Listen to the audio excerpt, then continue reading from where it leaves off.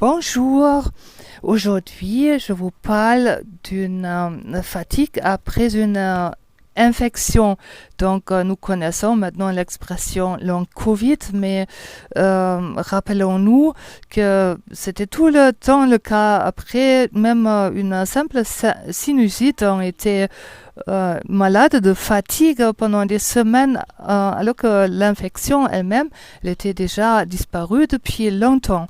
Pourquoi ça? C'est parce que en fait le foie il a du mal à éliminer les résidus de cette maladie.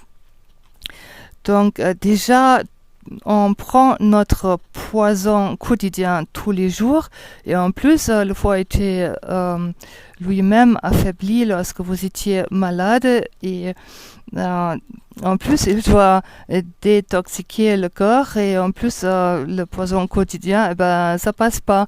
Donc il faut aider, il faut donc faire une détox du foie. Et pensez aussi aux flores intestinales, à la microbiote, c'est pareil. Et comment le faire? Il y a la portion magique, c'est le thym, ou au lieu du thym, vous pouvez prendre aussi la sarriette ou de l'origan. Donc moi je prends du thym, romarin et du sauge. Donc thym, romarin, sauge, c'est la portion magique pour drainer le foie. Et ça c'est aussi, même si vous n'aviez pas une maladie infectieuse, ça c'est un très bon détox printanier qu'on peut consommer à raison de 40 grammes par jour. Donc 2 tasses de thé par jour avec ce mélange-là.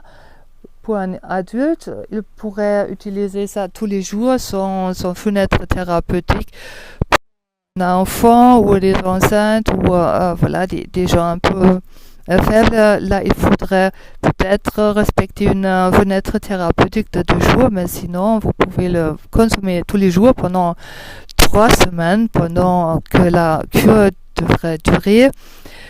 Et rajouter aussi un peu de vitamine C, surtout en printemps. Ça c'est un très bon détox et en plus c'est une vitamine, donc nous avons bien besoin. Ces épices sont connues aussi de booster l'immunité, donc on peut le prendre pendant l'infection pour aider un peu au corps de mieux se défendre. On peut le prendre aussi en tant que prévention et aussi en prévention, pas que pour booster l'immunité, mais aussi pour drainer le foie, parce que le fait que les intestins et le foie se sentent bien, on a déjà une immunité naturelle sans qu'elle a besoin d'être encore boostée.